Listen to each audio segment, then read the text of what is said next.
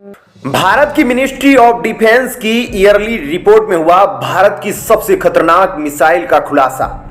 बहुत ही गुपचुप तरीके से इस नई मिसाइल के परीक्षण को दिया जा चुका अंजाम। भारतीय वायुसेना के लिए वरदान साबित होगी डीआरडीओ की नई मिसाइल। अदृश्य टारगेट को भी नस्तो नाबूद करने की क्षमता से है लैस।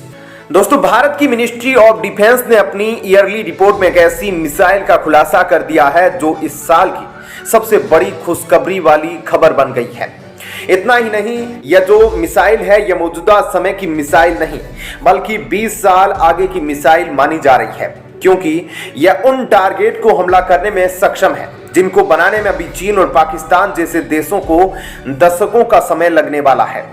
यह मिसाइल भारत की बहुत ही ताकतवर मिसाइल बनने वाली है। अभी तक आपने बहुत बार देखा होगा कि किसी मिसाइल के परीक्षण से पहले भारत का डीआरडीओ एक नोटाम यानी कि एरिया अलर्ट जारी करता है। जैसे ही परीक्षण सफल होता है उस मिसाइल पर आधिकारिक खबर भी साझा की जाती है। लेकिन अब जिस मिसाइल का खुलासा हुआ है, इसका परीक्षण कब किया गया, इसकी किसी को कानो कान खबर नहीं लगी। वहीं जब मिनिस्ट्री ऑफ डिफेंस की ओर से रिपोर्ट आई तब इस मिसाइल के बारे में खुलासा हुआ है। यह जो मिसाइल है यह भारतीय वायुसेना की सबसे डेडलिएस्ट मिसाइल बताई जा रही है। क्या सच में भारत ऐसे मिसाइल बना चुका है?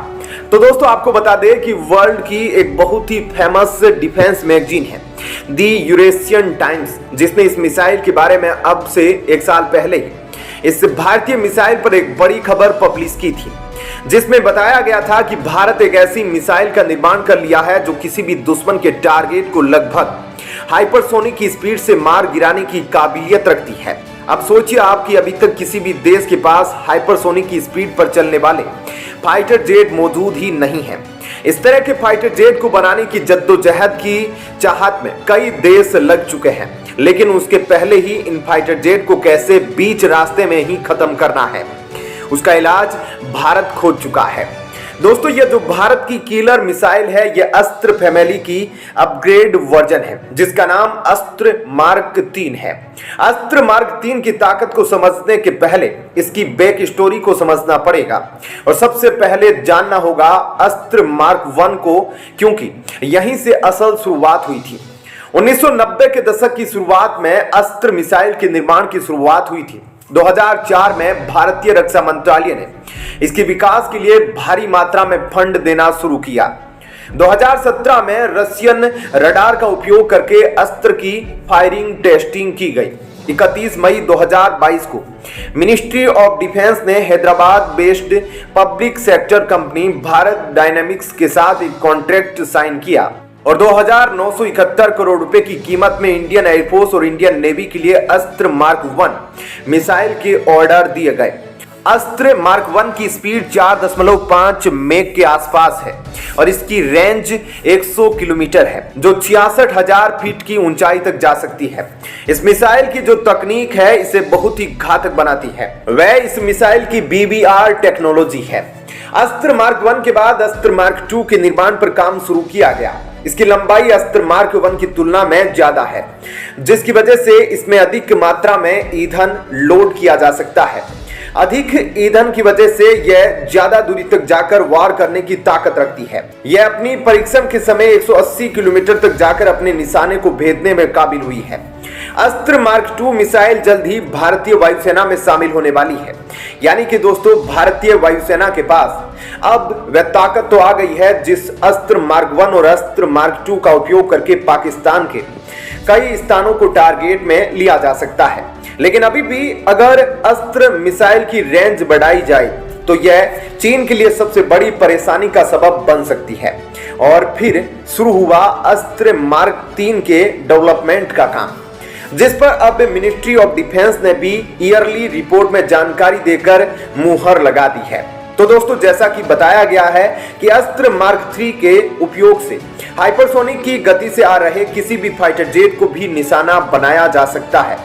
इसकी टेक्नोलॉजी इतनी एडवांस है कि यह किसी भी मौसम में, यहाँ तक कि रात के अंधेरे में भी अपने टारगेट को ढूंढ निकालने की काबिलियत रखती है। इसके परीक्षण की खबर मिनिस्ट्री ऑफ डिफेंस ने दी है।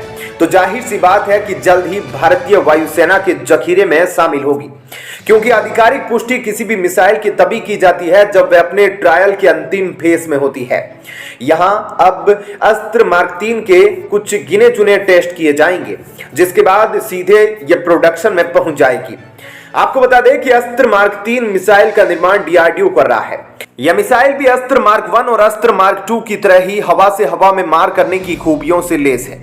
वहीं इसकी जो मारक क्षमता होने वाली है वह 350 किलोमीटर से अधिक होगी। इसके अलावा इस मिसाइल से जुड़ी एक और बहुत बड़ी खबर है। उसके मुताबिक डीआरडीओ यही नहीं रुकने वाला है।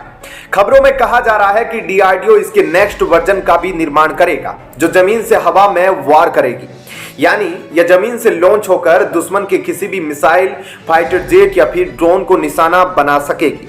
दोस्तों, अस्त्र 3 की रेंज 350 किलोमीटर है, जिसकी रेंज को जानकर आपके अंदर एक सवाल तो जरूर आया होगा कि इतनी कम रेंज की मिसाइल क्यों बनाई गई है। दरअसल इसके पीछे भी बड़ा लॉजिक होता है, क्योंकि हवा से हवा में मार करने वाली मिसाइलों की रेंज बहुत अधिक होती है। क्योंकि हवा से हवा में मार करने वाली मिसाइलों की रेंज बहुत अधिक नहीं रखी जाती, क्योंकि इसकी रेंज बढ़ाने से इसकी एक्यूरेसी भी कम होने लगती है और 350 किलोमीटर की रेंज बहुत ज्यादा होती है। वहीं जब आगे आने वाले समय में डीआरडीओ इसके लैंड वर्जन का निर्माण करेगा तो इसकी मारक क्षमता बहुत अधिक होने वाली है। दरअसल दोस्तों, आपको बता दें कि अस्त्र मार्क 3 मिसाइल हवा से हवा में मार करने वाली मिसाइल की लॉन्ग रेंज वाली श्रेणी में आती है। अमूमन हवा से हवा में मार करने वाली मिसाइलों की रेंज 100 किलोमीटर तक बहुत उपयुक्त मानी जाती है, क्योंकि इसके आगे बढ़ने पर इसकी एक्यूरेसी कम होने लगती है। लेकिन भारत की अस्त्र 3 कभी भी अपने निशाने से नहीं चूकती। इसमें ऐसी तकनीक का उपयोग किया गया है जो बेहद कम विजिबिलिटी वाले एरिया में भी अपने निशाने को टारगेट कर सकती है। अभी तक भारतीय वायुसेना के पास ब्रह्मोस मिसाइल का एयर वर्जन मौजूद था, जो सुखोई 30 MKI लड़ाकू विमान के साथ फायर की जा सकती थी। लेकिन अब अस्त्र मार्क 3 बिल्कुल स्वदेशी तकनीक पर लेस होगी, जिसे भारतीय वायुसेना अपने फाइटर जेट से फायर कर सकेगी। वहीं अस्त्र मार्क 1 का परीक्षण पहले से लड़ाकू विमानों से किया जा चुका है। बहरहाल अस्त्र मार्क 3 मिसाइल पर जैसे ही कोई बड़ी अपडेट आती है, हम आपको उसे अपने अगले वीडियो में बताएंगे। लेकिन उसके पहले इस मिसाइल के बारे में आप क्या कहना चाहते हैं? डीआरडीओ के लिए जय हिंद जरूर लिखें। जय भारत, जय हिंद।